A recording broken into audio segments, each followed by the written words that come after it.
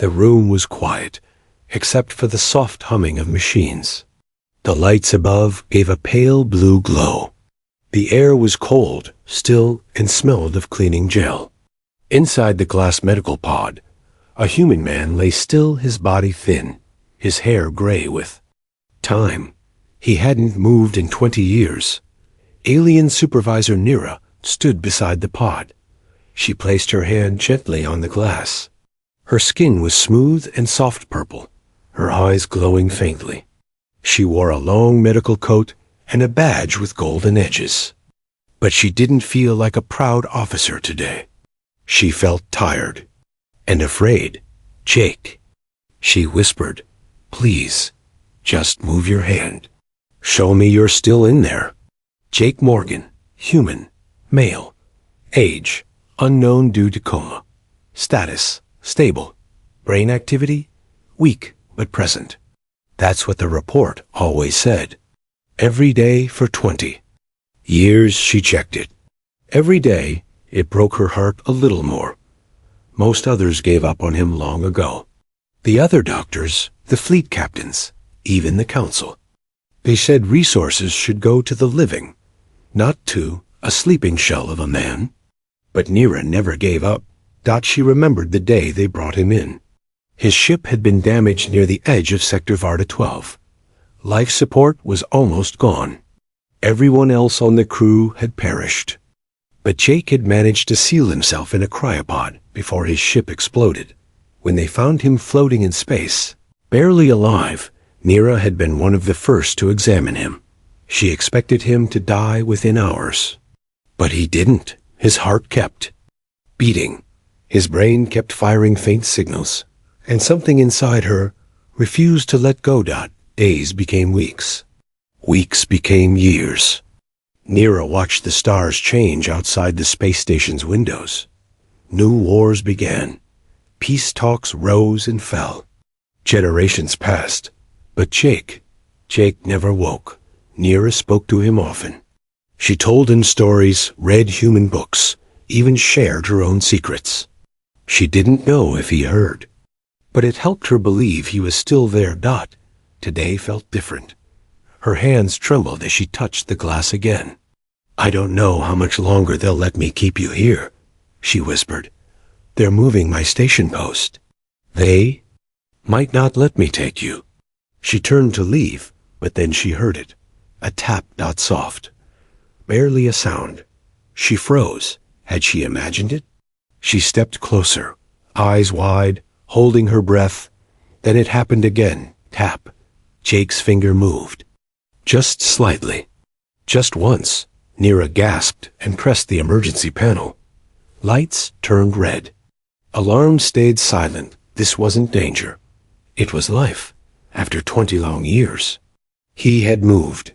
"Dr. Wren," she called out. "Vitals are changing. Come." Quickly. The machines beeped faster now. Jake's heartbeat grew stronger. His eyelids fluttered. Nira leaned over him, tears forming in her eyes. "Jake, can you hear me? It's me. Nira, you're safe." His mouth moved, no words. Just air. She bent closer. "Take your time.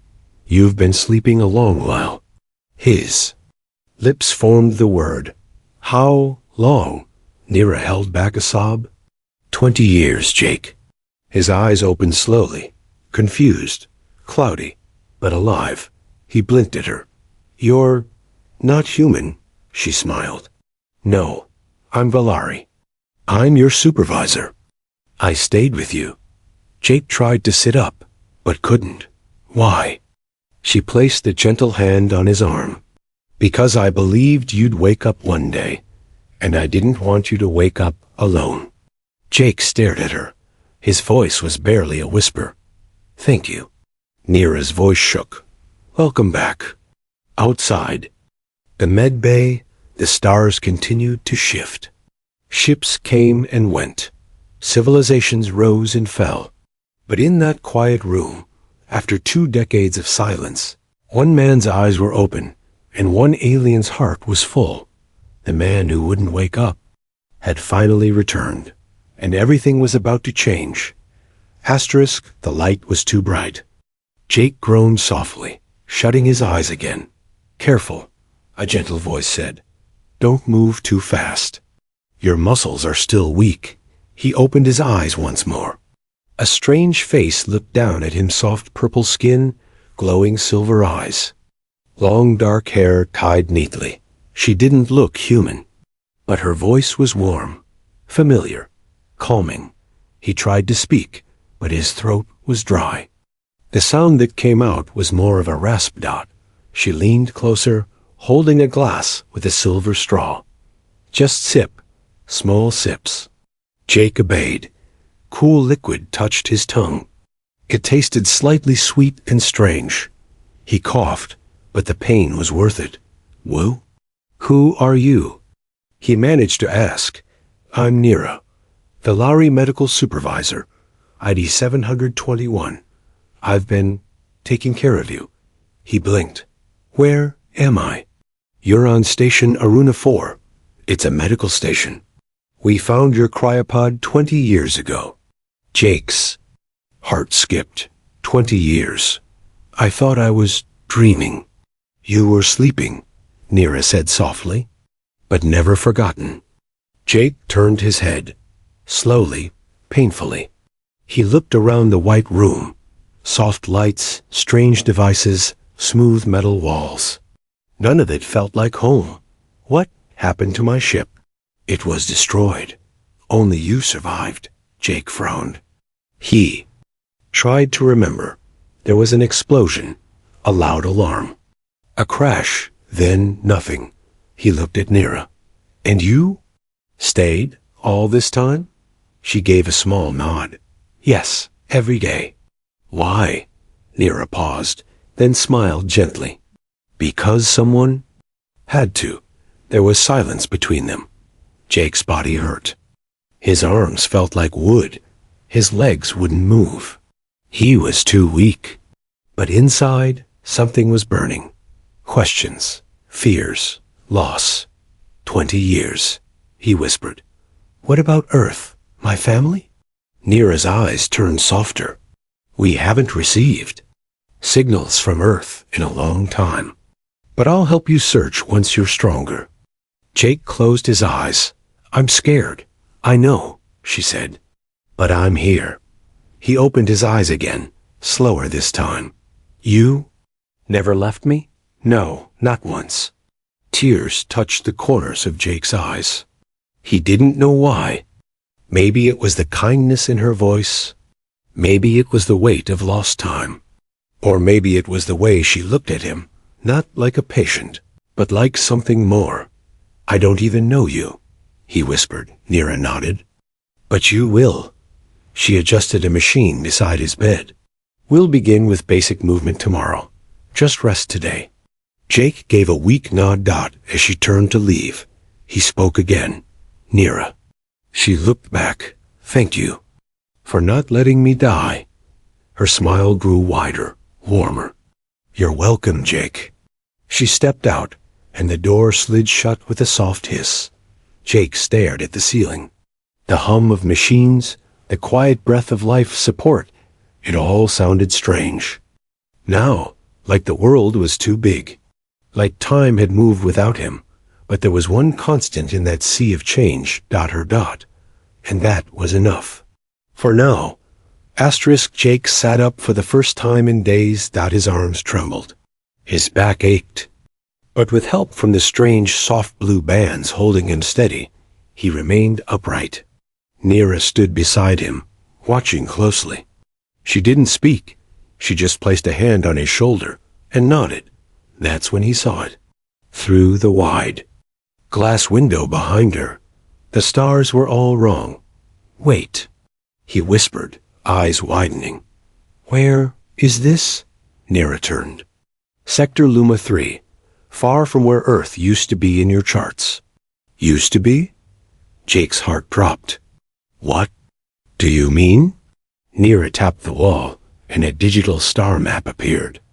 It moved quickly, too fast for him to follow, but she zoomed in on a small blue system. Earth, Last signal from Earth was 13 years ago, she said quietly. No traffic, no broadcasts, no answers. We believe Earth may have changed. Jake stared at the map. Changed how? No one knows for sure, she said. Some think the planet became isolated. Others think worse. He looked away, pain flickering across his face. Everything he knew, his home, his family, the world he came from, might be gone. Neera said nothing more. She gave him time. Time to grieve, to think, to breathe. Later that day, she helped him into a floating chair. With a push, they moved through the wide halls of the station. Doors opened as they passed clean metal, soft lights, strange alien figures walking in silence. Jake's eyes scanned everything. There were no humans, just tall insect-like creatures. Glowing jellyfish beings. Metal-bodied AI with blinking lights. All moved with purpose.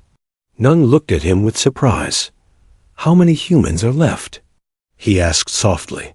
Scattered, Neera replied. Some live among alien colonies. Others simply vanished. After the galactic collapse, most human colonies were lost. Jake frowned. Galactic collapse? Neera nodded. About 10 years after you went into cryosleep, the great trade networks fell. Civilizations broke apart. Even the Velari Council nearly collapsed. So, I slept through the end of the galaxy? Neera looked at him. No, you slept through its rebirth. She led him into a large observation dome. The ceiling curved high above, showing a view of the stars. Ships floated outside strange shapes, alien flags. A new world. A new order. This isn't the galaxy you left behind, she said, but it's the one you've returned to. Jake sat in silence. He felt like a ghost. Alive, but not belonging. Awake, but left behind. His voice cracked. Why does it feel like everything moved on? Without me? Neera knelt beside him. Because it did. Asterisk, those words hit hard. But she didn't stop there. But not everyone did, she added. I stayed. I waited. And now you're here. Jake looked at her. She smiled. You're not alone, Jake. You're just the last echo of a time that's gone. But echoes still matter. He didn't answer, but his fingers curled slightly, gripping the armrest of the chair. Not in fear, not in decision. That night, Neera returned to the medbay. Jake was already asleep again, body still fragile. She touched the pod gently, just like she had for 20 years. But this time, she whispered, now the healing truly begins. Jake stared at his reflection in the glass panel. His face looked older than he remembered. Sunken cheeks, tired eyes, gray streaks in his once dark hair. He barely recognized himself. Behind him, Neera stood silently. She had brought him here, to the empty garden dome on the top level of the station. No patience, no machines. Just silence, artificial grass, and starlight pouring in through the curved ceiling. Why did you really stay? Jake asked, still staring at the reflection. For 20 years? Neera didn't answer at first. Jake turned to her slowly. His voice was low, uncertain. You've told me it was your job, that someone had to, but I don't believe that anymore. She looked down, her hands gently folded in front of her. Her long fingers trembled slightly. I could have walked away, she said finally.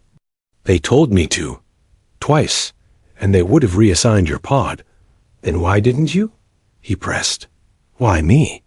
She looked up, and there was something in her eyes he hadn't seen before. Fear. I watched the records, she said. Softly, from your ship, before the accident. Jake frowned. My crew logs? She nodded. You helped a Velari diplomat who was dying on a mission. Everyone else gave up. But you didn't. You stayed by her side until help came. That diplomat was my sister. Jake blinked. Nira's voice cracked as she spoke again. After she died from illness 2 years later, I requested to study humans. I wanted to understand the kind of species that produced someone like you. She walked to the edge of the dome, looking out at the stars. When they found your ship and realized you were alive, I requested to be your supervisor. They allowed it. I told myself it was duty, but that was a lie. Jake listened, frozen. I read to you, talk to you. Sometimes I got angry. I cried when your vitals dropped.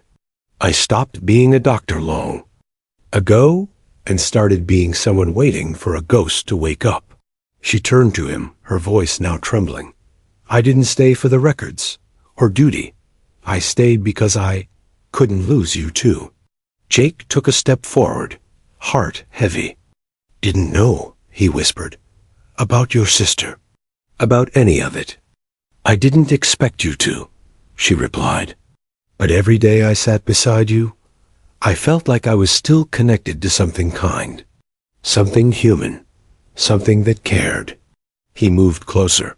I'm not that man anymore, Jake said. Not completely. You are, she whispered. Even now. You still listen. You still ask. That's who you've always been. They stood in silence. The stars shimmered behind them. The garden was quiet. Then Jake reached out and gently touched her hand. Thank you, he said. And I blinked. For what? For waiting. That night, back in the med bay, Nira didn't sit in the corner like before. She sat beside Jake. This time, not as his supervisor, but as someone who chose to stay long before he ever opened his eyes. Jake fell. Hard. His knees hit the padded floor, and his hands barely caught him before his face slammed down. His arms trembled, muscles weak from decades of sleep.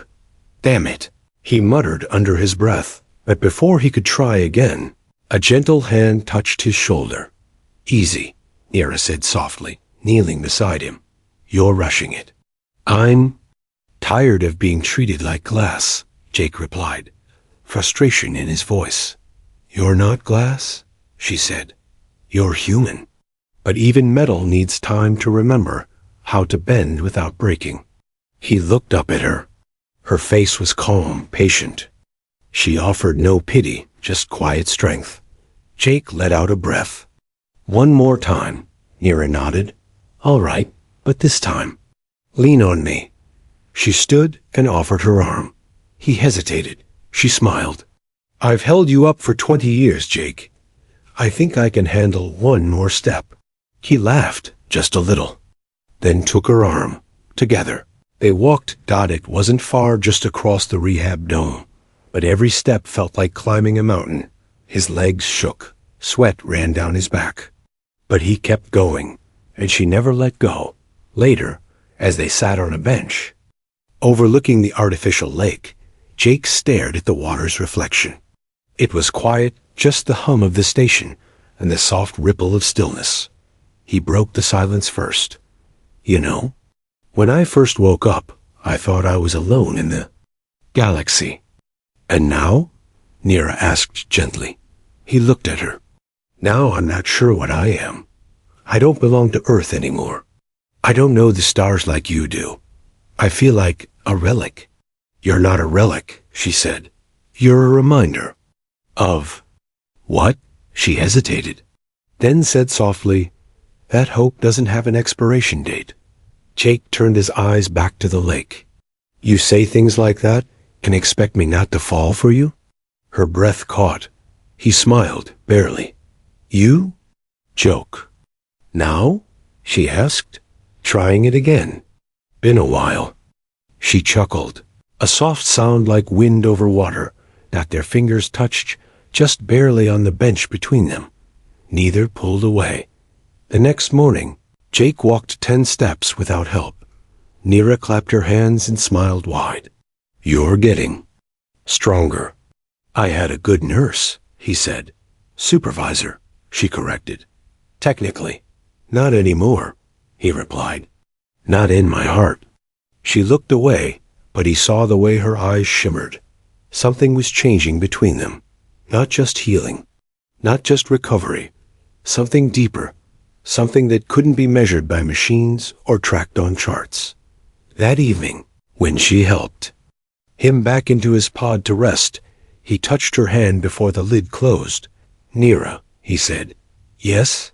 If tomorrow's my last day, I'm still glad I woke up. She leaned close, her forehead gently touching his.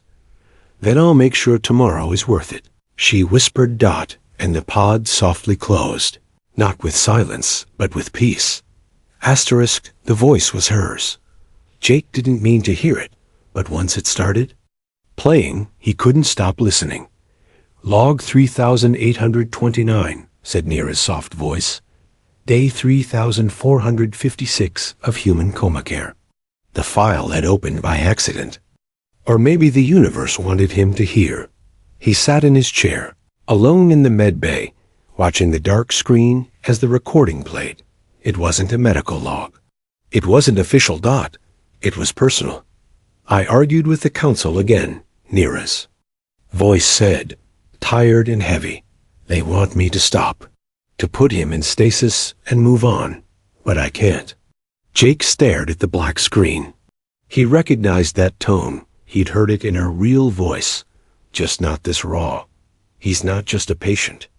I know it's against protocol to say that, but when I talk to him, it feels like I'm not alone. The recording clicked off. Jake scrolled down. Hundreds of logs, years of words, and most were marked private. He hesitated, then opened another. Log 4092. I touched his hand today, just for a second. It was warm. I think I imagined it, but it gave me hope. Jake closed his eyes. Another log began automatically. Log 4210. I sang to him. A human lullaby I found in the database. I wonder if he heard it. I wonder if, deep inside, he missed the sound of home. A tear rolled down Jake's cheek. He had slept through all of it, but she had lived every single day, carrying the silence, holding his life like it was her own. And no one knew. Not until now. Later, when Nira entered the med bay, she found Jake sitting quietly. He didn't look at her. You okay? She asked. He held up the data pad. Her face changed instantly. A look of fear, surprise, and something else. Shame. You listened to them, she said. He nodded slowly. Not all, but enough. Nira's voice went quiet. They were never meant to be shared. I know, Jake said, but I'm glad I heard them. She turned away. It was weakness. I should have stayed professional. He shook his head. No, it was love. She froze. Jake stood up, slowly, carefully. He walked over to her, pain in every step, but purpose in his eyes. For 20 years, you gave me something I never deserved. Your voice, your time, your heart. I didn't do it for thanks, she whispered. I know, he said. That's what makes it real. She turned to face him. You shouldn't feel like you owe me. I don't, Jake replied. I feel like I've been given a second life, and I want to spend it with the one who waited. Tears welled in her eyes. I didn't wait for a reward. I didn't wake up for one either, he said. But maybe we both found one anyway. He gently took her hand. Her fingers closed around his. And in that moment, two souls, one who slept and one who never stopped watching, finally stood side by side. Asterisk. Jake stood at the airlock door, hands shaking not from fear, but from what this moment meant. The station had granted him permission to leave the med bay at last. 20 years in a coma, months of recovery, and now one final test, walking out into a world he no longer recognized. The door slid open with a soft hiss. Beyond it was not Earth, not the cities he knew, not the skies he once flew through. Instead, it was a vast observation garden. Trees that glowed faintly. A sky made of glass and stars. Alien children played in the distance. Life was happening without him, around him, beyond him. But one figure stood waiting just outside .NIRA, not in her medical uniform. No databed. No scans or reports. Just her, standing beneath a white tree, wearing soft robes, her hair loose, glowing under the artificial sunlight. She smiled when she saw him. He took a slow step forward, then another. The breeze from the environmental system touched his skin. It felt like home. Because she was there, he finally reached her. His breath was shaky, but his heart was steady. "I thought this day would feel bigger," he said, voice soft. "It is big," she replied. "But it feels calm because you're not walking alone." He looked at her, really looked. "You never treated me like a patient. You treated me like I mattered." "You did," she said. "You still do." Jake stepped closer. "When I was asleep, I didn't know I had anything left to wake up for, but now I do." She held his hand gently. "What do you want now, Jake?" He looked up at the stars he didn't recognize, in a galaxy that had moved on without him, and he looked at her. "You," he said, "I want to stay." "With you?" Near's breath caught. "I don't know what comes next," Jake added. "I don't know how to fit in this new world. But if you'll have me, I'd like to find out together." She didn't answer with words. Instead, she reached up and touched his cheek, just like she had in the first days of his awakening. But now, her fingers stayed longer, warmer, real. Then she whispered the words that had lived inside her for years. "I waited for you to wake up, but I think I was the one who truly needed you." Later that night, they sat beneath the glowing tree, silent and close. No machines. No alarms. Just stars, new life, and two people who had survived what most would never understand. He had woken from a coma.